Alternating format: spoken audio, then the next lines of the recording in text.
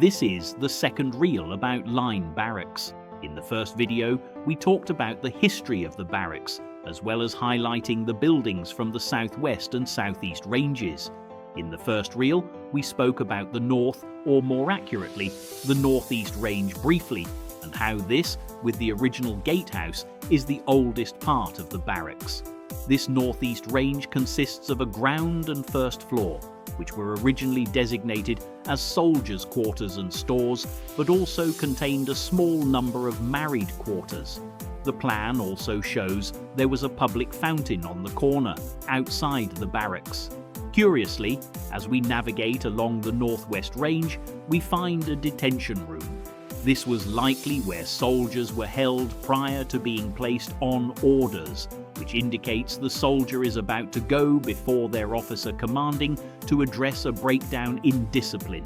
If they were found guilty, then they would be moved to the prison cells. One point we didn't mention previously is the colour scheme in use.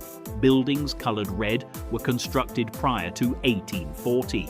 Buildings coloured blue were constructed after 1840. The detention room, cookhouse and earth closet are coloured blue, and as such, we can be certain they were constructed after 1840.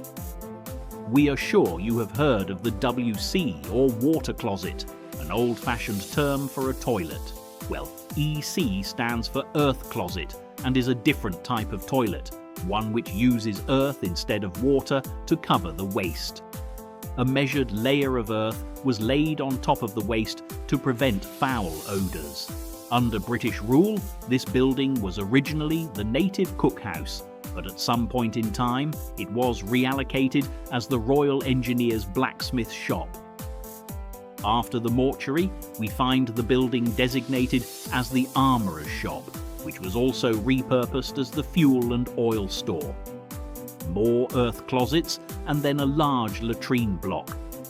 You should remember that there were two distinctly different toilet systems in place: the native toilets, which employed a hole in the ground, and the European toilets, which used pedestal toilets. As well as this, officers, and sometimes senior non-commissioned officers, for example sergeants and above, would also have their own toilets. The fire engine would have been stored in this shed. This was most likely nothing more than a box mounted on a pair of wagon wheels in which the firefighting appliances would be stored, with hoses wrapped around a hose reel on the axle. The guardroom is where the duty guard would remain during their duty.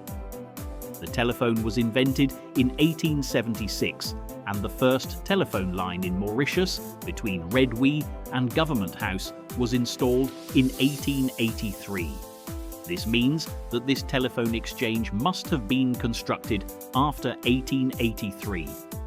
We can only assume that the purposely constructed telephone exchange quickly outgrew its original building and was moved to what was the ASC store, or Army Service Corps store. The Royal Engineers have vast stores wherever they go, and Line Barracks is no exception. This building was one of the RE stores as well as a workshop. Back in the day, horses were ridden by officers or used for pulling mobile artillery. The Royal Artillery would have used horses to pull their guns, and the horses would have been stabled here until the Royal Artillery moved into their own barracks, constructed directly opposite the entrance to Line Barracks.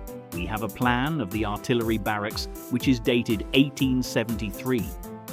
Incidentally, the Royal Engineers also vacated Line Barracks when they moved into the Royal Engineers establishment, which is another way to refer to a barracks. This was located on the land just south of Codon. It would seem you can never have enough latrines. Interestingly, this cookhouse was for the native followers, which is a polite way of referring to the wives and girlfriends of the native contingent.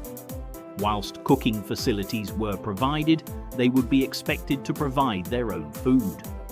Okay, so this completes the 4 ranges within Line Barracks. What is currently the police library was originally the garrison sergeant's mess with their own kitchen. The paymaster's office where soldiers would be paid in cash. The barracks office would deal with the day-to-day running of the barracks, engaging local staff and appropriating the necessary supplies. Next, we find the DAAG OFF, or Deputy Assistant Adjutant General Office. This is next to the GOC Office, or General Officer Commanding Office, the military officer in charge of all things military within Mauritius and its dependencies. He would report directly to the governor. Of course, the officers need their mess, a place for them to live, sleep, eat and play games like mess rugby, which is exactly what it sounds like, playing rugby inside the mess.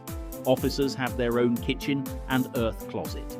We truly believed we could cover the history of line barracks in 2 videos. How wrong we were. Watch out for the third and perhaps last video about line barracks.